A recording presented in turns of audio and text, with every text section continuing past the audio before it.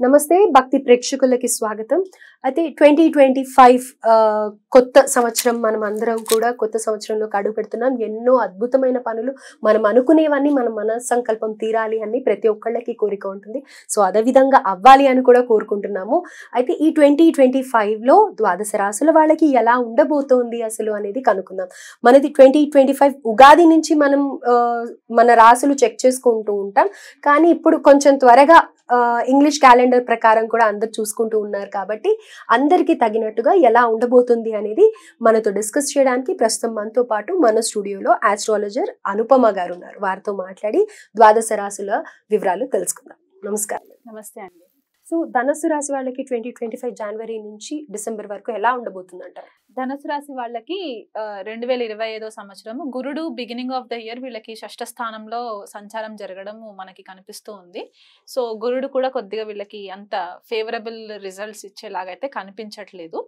అది కాకుండా వీళ్ళకి తృతీయంలో శని సంచారం, అంటే వీళ్ళకి ఏలాంటి శని ప్రభావంలో లేరు, కాకపోతే తృతీయంలో శని సంచారము అండ్ చతుర్థంలో రాహు సంచారము, దశమంలో కేతు సంచారము. ఇది ఇండివిజువల్ గా ధనుసు రాశి వాళ్ళకి మే 2025 వరకు ఉండే గ్రహ గోచారం అన్నమాట.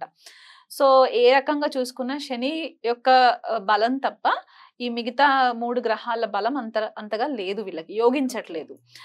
గృహ వాతావరణంలో అనవసరమైన చికాకులు, షష్టంలో గురుడు కూడా అంత ఫేవరబుల్ గా ఉండకుండా శత్రుత్వాలు, అనుకోని శత్రుత్వాలు పెరిగిపోవడము, చతుర్థంలో రాహు సంచారము తల్లికి సంబంధించి కొద్దిగా ఆరోగ్యం పట్ల ఇబ్బందులు రావడం అండ్ గృహ వాతావరణంలో కూడా కొద్దిపాటిగా చికాకులు రావడం, అంటే అయోమయమైన పరిస్థితుల్లో వీళ్ళు కొద్దిపాటిగా ఉండే పరిస్థితులు అయితే కనిపిస్తున్నాయి.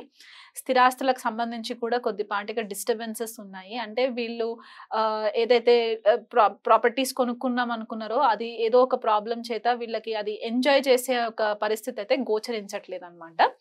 అండ్ దశమంలో కేతు సంచారము మే వరకు కూడా వీళ్ళకి అంత ఫేవరబుల్ రిజల్ట్స్ లేవు. అంటే కెరియర్ పరంగా కూడా అనుకున్న స్థాయిలో వీళ్ళకి అంతగా రోగించేలాగా కనిపించట్లేదు అనమాట. అంటే ఒక కన్ఫ్యూజన్ జోన్ లో ఉండడము అండ్ ఈ గురుడు కూడా కేతు పైన దృష్టి పడడము, అంటే ఒక రకంగా ఎంత హార్డ్ వర్క్ చేసినా సరే వీళ్ళకి ఆ బెనిఫిట్స్ రావట్లేదు అనమాట. అంటే వీళ్ళకంటూ ఒక రికగ్నిషన్ వస్తుంది కదా మేనేజర్స్ దగ్గర నుంచి, ఆ రికగ్నిషన్ రావట్లేదు అనమాట.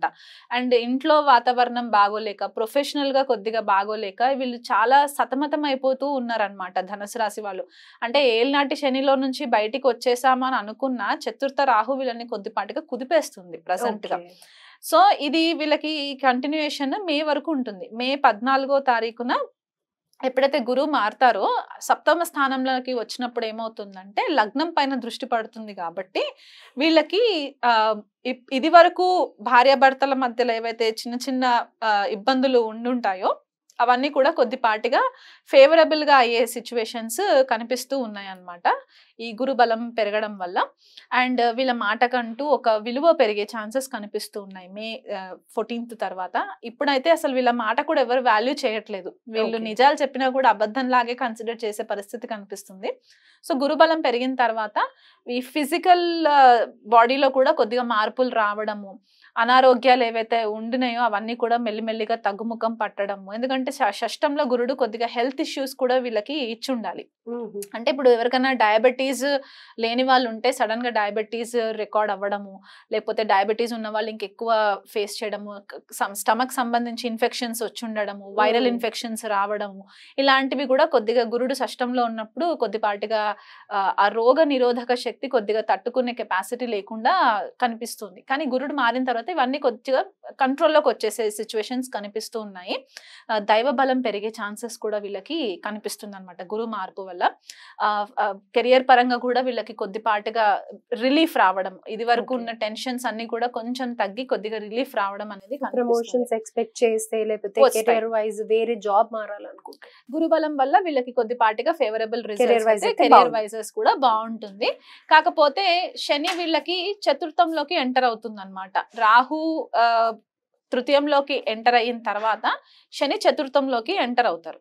సో అప్పుడు తన యొక్క సప్తమ దృష్టి దశమ స్థానం పైన ఉంటుంది కాబట్టి ప్రమోషన్స్ రావాలంటే వీళ్ళకంటూ ఒక అర్హత రావాలి కాబట్టి వీళ్ళకి ఎక్కువ రెస్పాన్సిబిలిటీస్ ఇచ్చే పరిస్థితులు కూడా కనిపిస్తున్నాయి. సో ఆ రెస్పాన్సిబిలిటీస్ ని బర్డెన్ లాగా ఫీల్ అవ్వకుండా ఒక డిసిప్లిన్ ఓరియంటెడ్ గా ఒక స్ట్రాటజీ ప్రకారంగా వాళ్ళు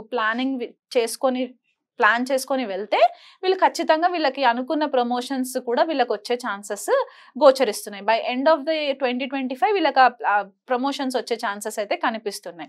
బిజినెస్ పరంగా ఎవరైనా ఉంటే గనక ఇది వరకు లాభాలు లేకుండా ఒక బిజినెస్ కొద్దిగా డల్ గా నడుస్తుంది అనుకున్న వాళ్ళకి కూడా గురు మార్పు సప్తమ స్థానంలోకి వచ్చేసరికి కొత్త కొలాబరేషన్స్ రావడము, లేకపోతే ఉన్న బిజినెస్ ని ఇంకా బెటర్ గా ఎక్స్పాండ్ చేయడము, లేకపోతే బిజినెస్ లో ఏదైనా చీటింగ్ జరిగినా కూడా ఆ పర్టిక్యులర్ ఫైనాన్షియల్ క్రైసిస్ ని వీళ్ళు హ్యాండిల్ చేసుకునే ఒక కొత్త తెలివితేటలతోటి కూడా వీళ్ళు హ్యాండిల్ చేసుకునే పరిస్థితులు అయితే కనిపిస్తున్నాయి. అండ్ తృతీయంలో రాహు సంచారం జరుగుతుంది కాబట్టి ఒక రకమైన మొండి ధైర్యం వచ్చేస్తుంది వీళ్ళకి. అండ్ భాగ్యంలో కేతు సంచారం జరుగుతూ ఉంటుంది మే తర్వాత.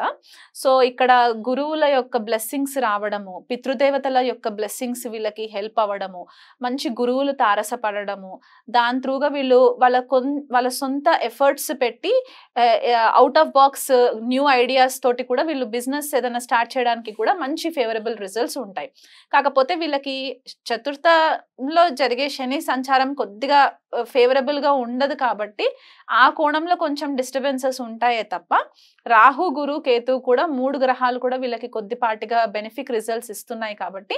అండ్ ఈ గ్రహాలు అంటే మనకి శని యొక్క దృష్టి గురువు యొక్క దృష్టి కూడా ధనుసు రాశి పైన పడుతుంది కాబట్టి డబుల్ ట్రాన్సిట్ అంటారనమాట. సో వీళ్ళకి కొద్దిగా ఈ 2025 ఇయర్ కొంచెం ట్రాన్స్ఫర్మేటివ్, అంటే మనకి ద్వాదశ రాశుల్లో కంపేర్ చేసుకుంటే వీళ్ళకి ఒక ఫ్యూచర్ ఫ్రూట్స్ బాగుండాలి అంటే ఇప్పుడు వీళ్ళకి కొద్దిపాటిగా ట్రాన్స్ఫర్మేటివ్ గానే ఉంటుంది, ఖచ్చితంగా పాజిటివ్ ఉంటుంది వీళ్ళకి.